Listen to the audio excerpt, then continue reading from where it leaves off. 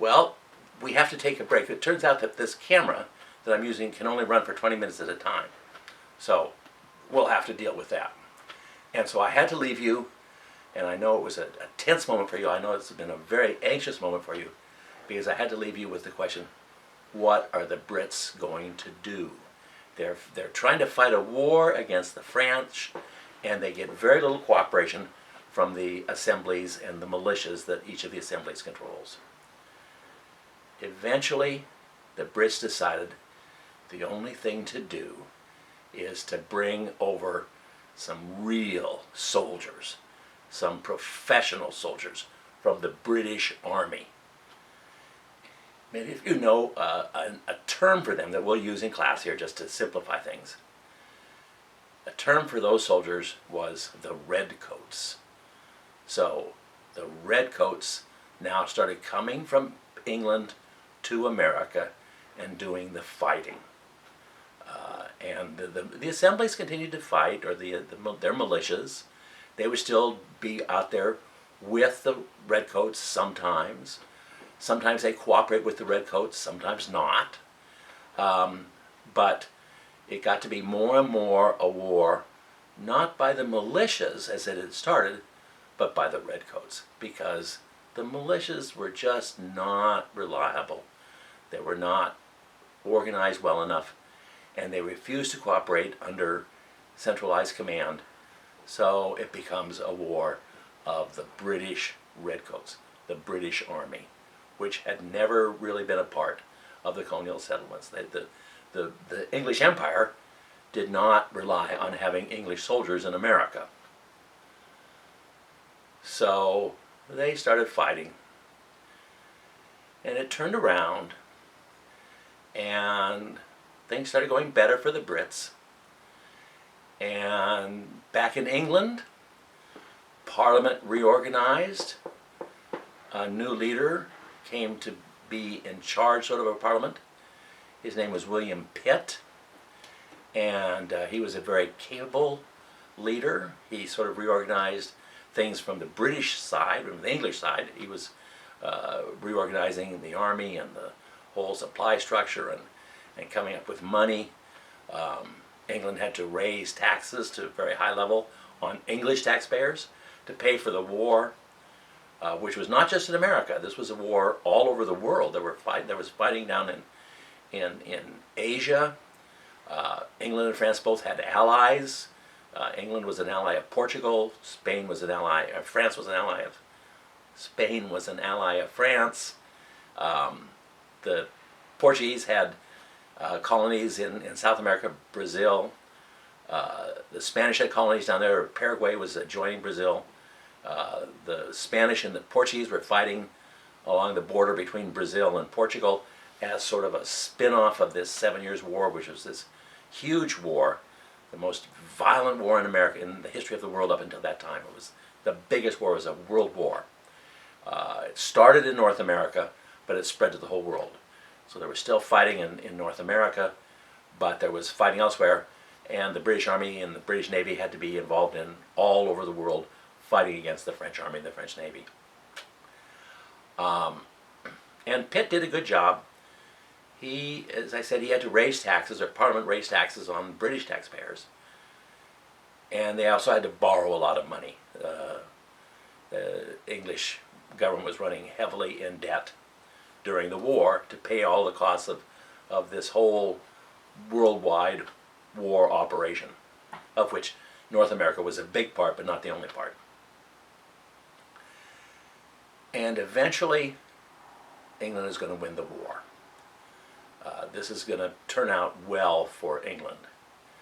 And even before the treaty was signed in Paris in 1763, officially ending the war, but for several months before that, it had been real obvious that England was going to win. So England has to think about what they're going to ask for from France as payment for their victory. And they could look at colonies of France and say, well, we're going to take some of those colonies. We're going to make them into the former French colonies.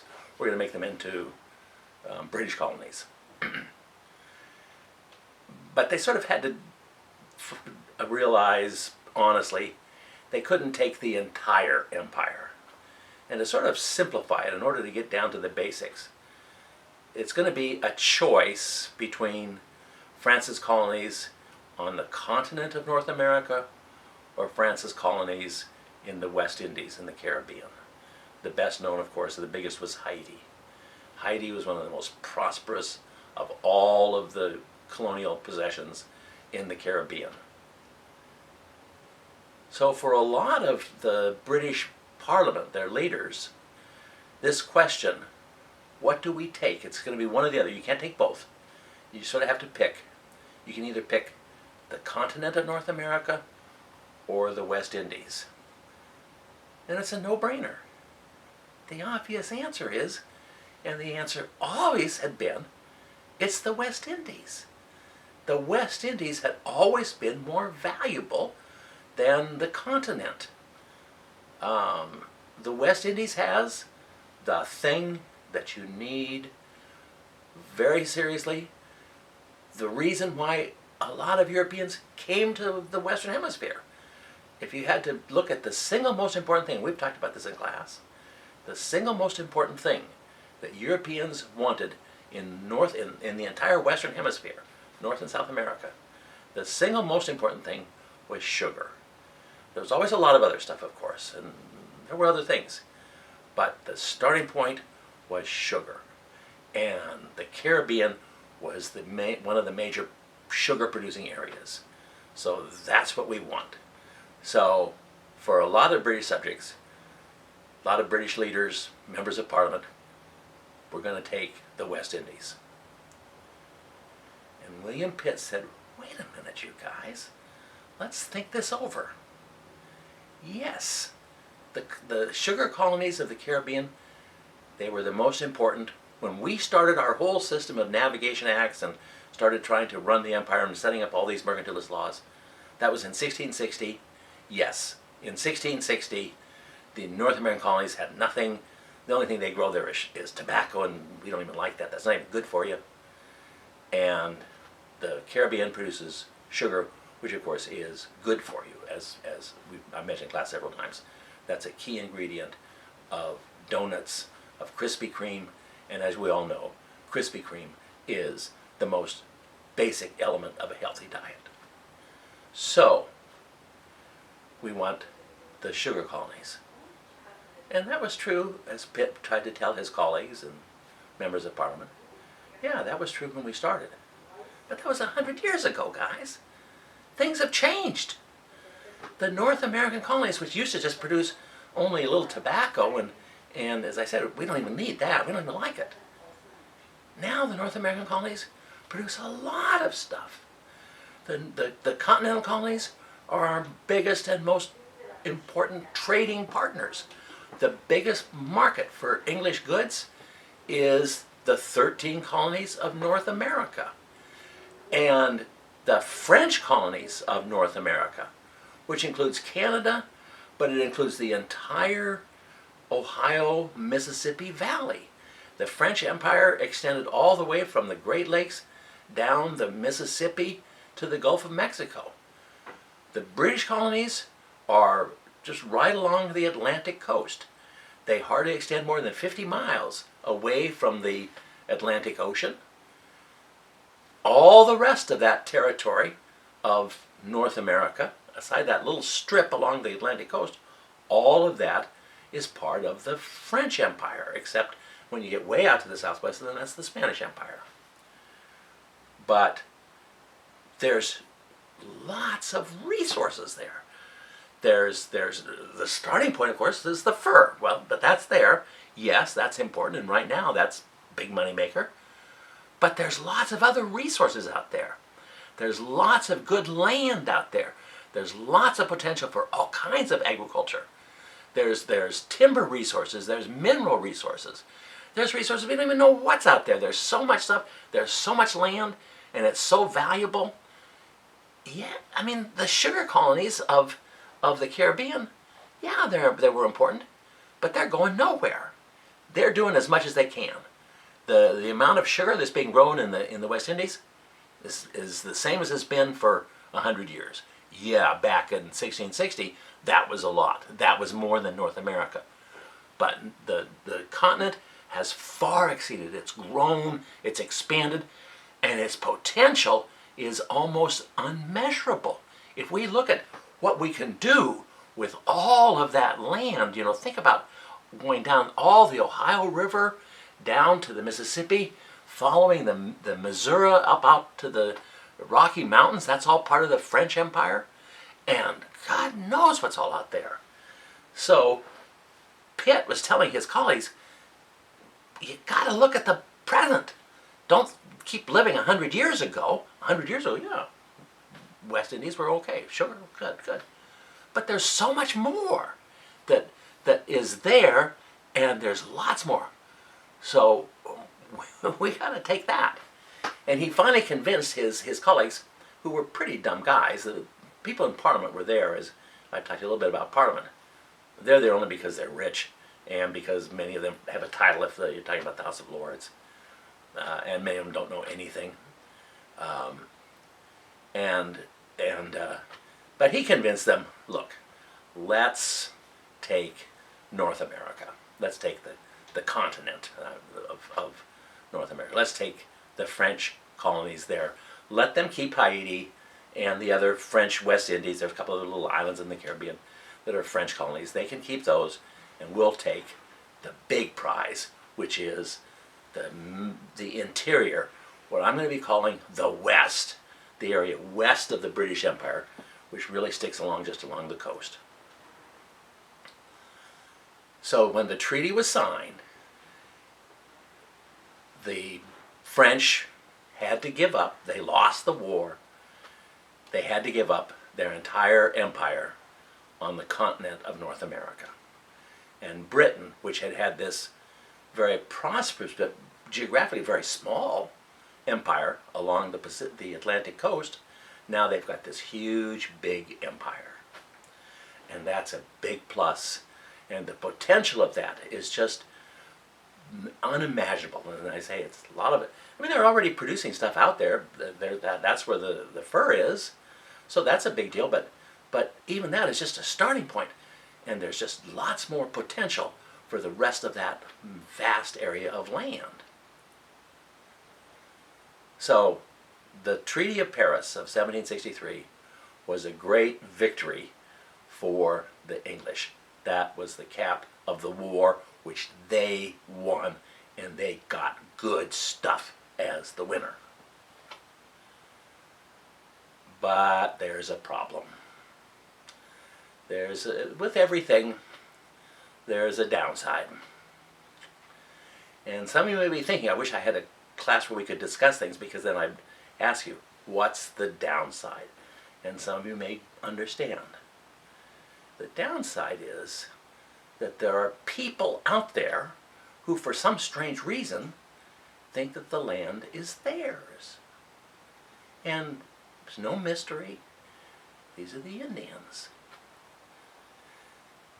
And many of those Indians had just been involved in fighting against England. A lot of the fighting of that war was the Indians that were allied to France versus Indians that were allied to Britain, and that was actually a lot of the actual fighting.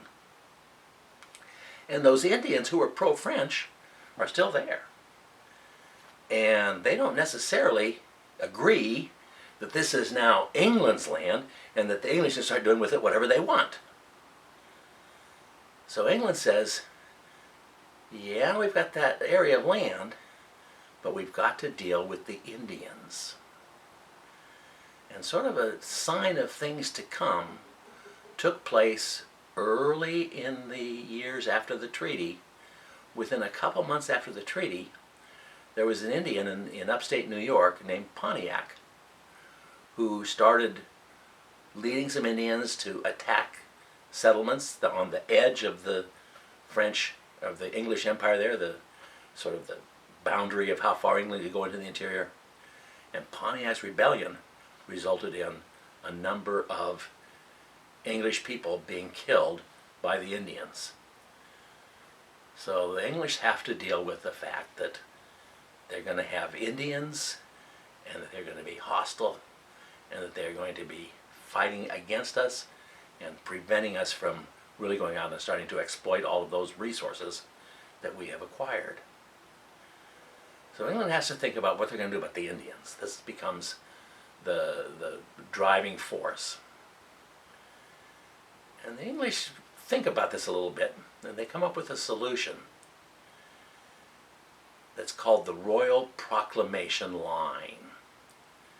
England issued this still in 1763. The ink is hardly dry on the treaty, and the blood has hardly stopped flowing from Pontiac's rebellion, and England passes or issues what's called the Royal Proclamation Line. And that drew a line roughly down the Appalachian Mountains, which was roughly sort of the boundary between what had been the former British colonies along the Atlantic coast, and then all of that territory to the west, which England had just acquired by defeating France in the war. So there's a line, and the proclamation says no British subjects can go west of that line. England has figured out, which is not hard to do, that the reason the Indians are a potential problem, the reason they had a problem already with Pontiac, and the reason they face so many more followers of that, repeats of the Pontiac Rebellion, the reason they face that is pretty simple. It's because we're trying to take their land. That's not hard to figure out. Even the Brits can figure that out. And so the British say, if we want to keep peace with the Indians, let's stop taking their land. Let's just say no British subject, which would mean the Americans, no British subject can go west of that line. Now, you might think, oh my gosh, they've suddenly become humanitarians who respect English rights and are concerned about the welfare of the Indians and respect for Indian territory and Indian rights and so forth. Well, no, let's not give the British that much credit.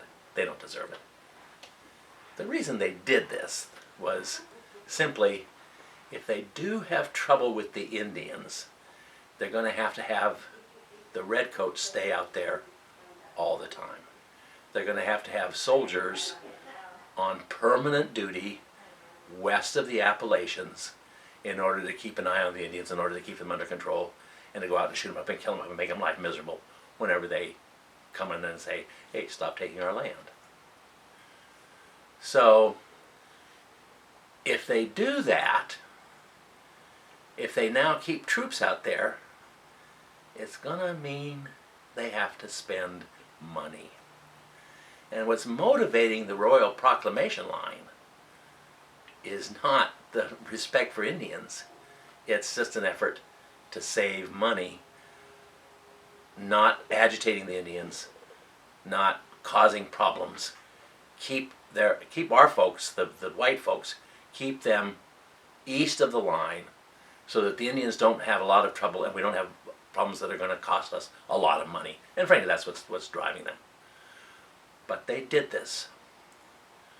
Now, what does that mean for Americans? Well, we're at the end of another 20-minute segment, so I have to stop, and then we'll start again as soon as we recharge the camera or whatever.